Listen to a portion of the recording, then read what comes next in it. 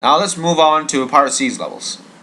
Now, Pirate Seas levels, first main zombie that you're gonna meet up is the swashbuckler zombie.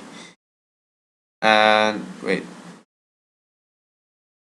Okay. Open this link up, so it should be fine.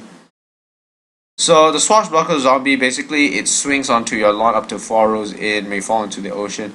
Up to four rows in is basically it. It swings in 4 rows in. So basically what it will usually attack is the unplanked lanes first. But at the same time, the swashbuckler zombie can go into any lane, even those lanes that have been planked. So in general, you want to make sure that the swashbuckler zombie is blocked during this time. So, and if you know that the level is only going to have swashbuckler zombies and nothing else that will fly over unplanked lanes like the seagull zombie or imp cannon, what you can usually do, okay, let me see if we can start paint again. Okay, let's search for paint. Okay, so let's pretend that we have 3 lanes here. Let's say 2 by 2. So you have 2 unplanked lanes here and 2 planked lanes here. Now, if you know there's gonna be swashbuckler zombies coming only, and there aren't gonna be any like seagull zombies or imp cannons that are gonna come, what you can do is you can just put spikes on the unplanked lanes and put a walnut here. 2 spikes, two spikes here, 2 spikes here, walnut here, and usually because no matter how many swashbuckler zombies are gonna be thrown in, the spikes will act as filters to basically just decimate all the swingers here. So basically, it will just and then die around here, and it probably won't be affecting the walnut as well. So you can just take them out and like replace them with extra sunflower or stuff. So basically, these 2 rows these 2 rows are basically sunflower lanes now, and with a couple of spikes because swashbuckler zombies ain't gonna really do a lot.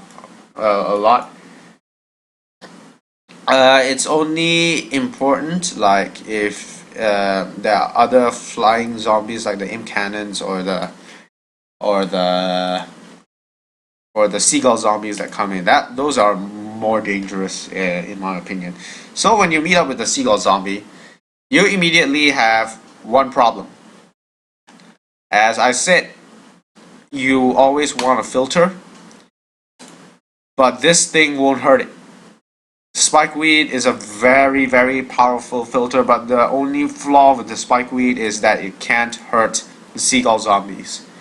And on very high challenge levels, like around level 15 plus, there will be a lot of seagull zombies coming in at once, especially if like you have 4 plank lanes and 1 unplanked lane. There will be a huge number of seagull zombies trying to fly in through the unplanked lane because there's only one.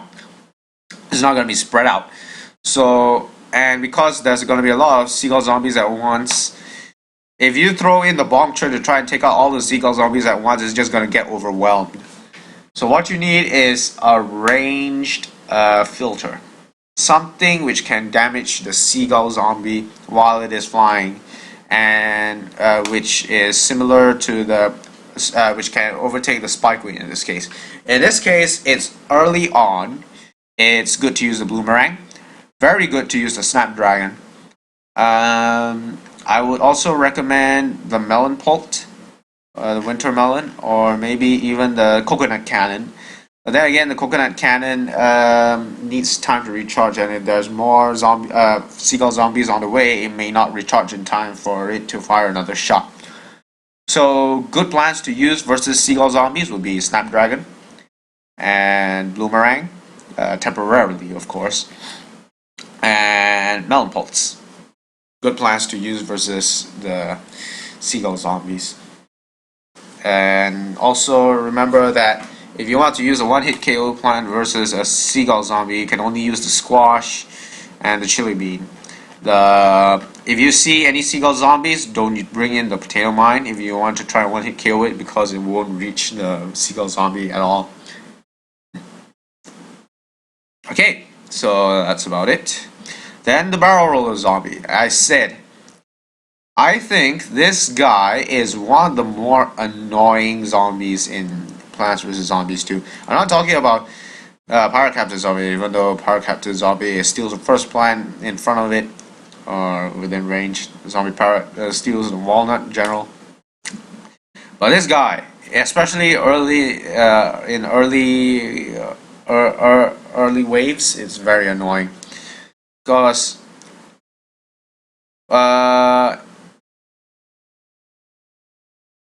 yeah, here's the thing. Even if you use Spike to destroy the barrel, 2 imps will jump out of it. But it's better to kill the zombie with a lock shot plant instead of a cabbage pole or kernel pole. And remember what I said in the previous video, that pea shooters of all types would in general generally be blocked by the barrels, and the zombie will be protected. And if the barrel roller zombie has other zombies behind it, they will generally be very well protected because of the barrel. So what you want to do is you want to get like as they say here, catapult type plant will be good, or you can use the bloomerang. Especially if he just started to go through, if he meets up with the bloomerang, it will get damaged as well. But that's also not reliable because it only damages the first 3 targets. And if there's another 2 zombies in front of the barrel roller zombie, it will just hit the 2 zombies and the barrel, but it won't hit the zombie itself that's pushing the barrel. So bloomerang also not so reliable, especially later on when there's like huge waves of barrel roller zombies just keep on coming at you, and god damn it, you'll be in trouble. Best way, use Mountain Bolt. Simple, very easy. And especially if you have a good defense going up and the barrel roller zombies can't really push through the first 4 lanes, you can just put like spike weed, and the spike weed will generally won't really need to do a lot of like barrel demolition, because the barrels will just stop right in front of it, but it won't go over it. So all it has to do is sit there and wait, act as a filter. As I said, spike weed is better used as a filter rather than destroying rolling objects. So yeah. This is one of the more dangerous plants there are. And like if you destroy you try to use a potato mine or a squash to try to destroy the barrel roller zombies, what you might end up is also crushing destroying the barrel itself and releasing the imp payload as well. So you seriously need some good attack plants, good ranged plants to take care of the barrel zombies. One hit KO plants in general won't cut it. So you will need like a good filter plant or a plant that can destroy the zombie and then take care of the imps later. So yeah, I think you can figure that out pretty easily. Spike Rock not generally worth it. And Peapod isn't really going to work in Pirate Sea though because of the barrels. I hate barrels. Why did it have to be barrels? Alright, next we'll talk about the Imp Cannon. Now the Imp Cannon is a ticking time bomb. Basically, it's a ticking time bomb that says like after the Imp Cannon fires like 5 imps, if you don't destroy it immediately, it will self-detonate, releasing several imp pirates flying far into your defense. Now, here's the thing. Imp cannons, in general, like, you will need to make sure that like if you're trying to use like a pea shooter or a repeater to try and destroy the imp cannon, what it will end up doing is it will shoot a while, and then when the first imp gets fired, it will shoot the imp, and then when the imp dies, it will shoot it a bit more, and then another imp gets shot over, and it will repeat the same thing again. And what you end up having is the imps are basically stalling, basically blocking the projectiles and stalling for time for the imp cannon to detonate. Now that's a very vicious cycle in my opinion. That's why the Bloomerang is good in this situation. The Bloomerang, if you put it exactly the moment the imp cannon rolls out, the Bloomerang will be able to destroy it before the imp cannon can detonate. Now, if you have like a Bonk Choi helping out the repeater to take care of the imps, that's great as well. That's absolutely great. But then seagull zombies may fly in as well. So basically, the imp cannon, there's a lot of zombies that can stall time for the imp cannon to detonate. And that is why it is important to bring along filter plants. As I said, filter. Bring along filter plants at all times. But make sure the filter plants have some backup so that it can deal the damage as well.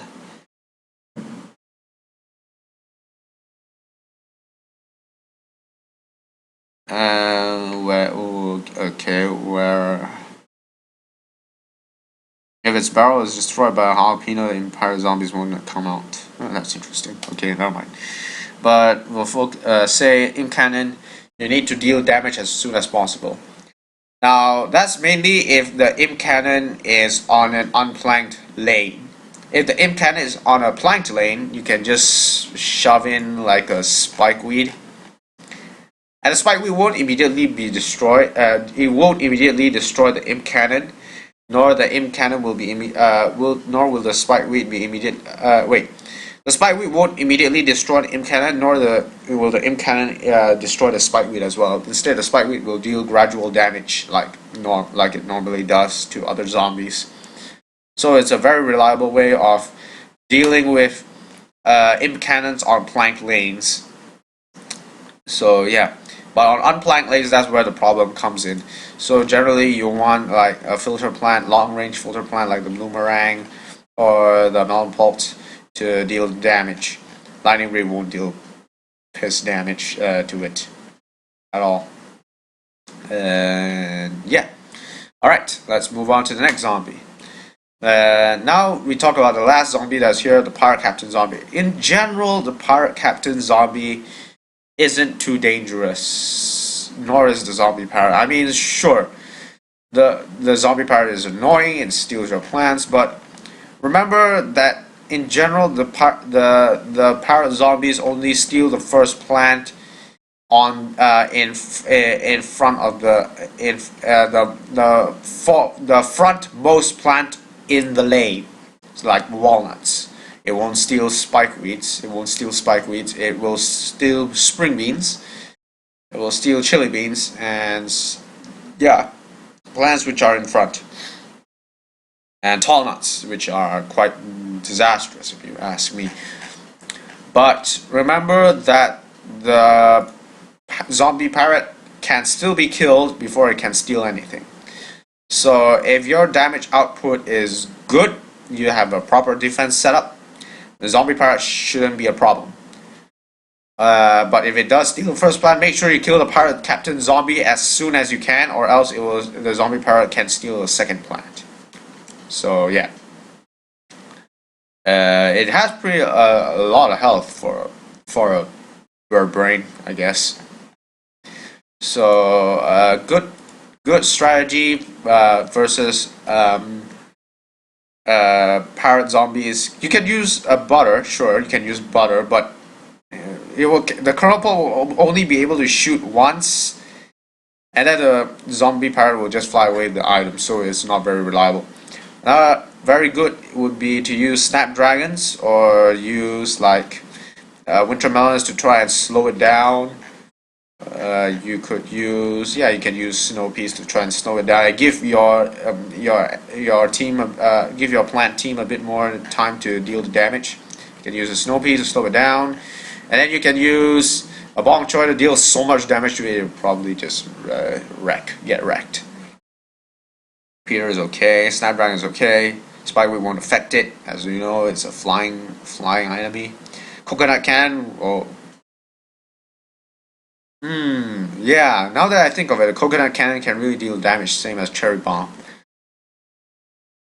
But I don't know if using just one shot to deal with a parrot that can steal your plants is better than dealing with a group of zombies behind the parrot. So that's something to think about as well. But let's not go too deep into it. I think we're done here for part C's.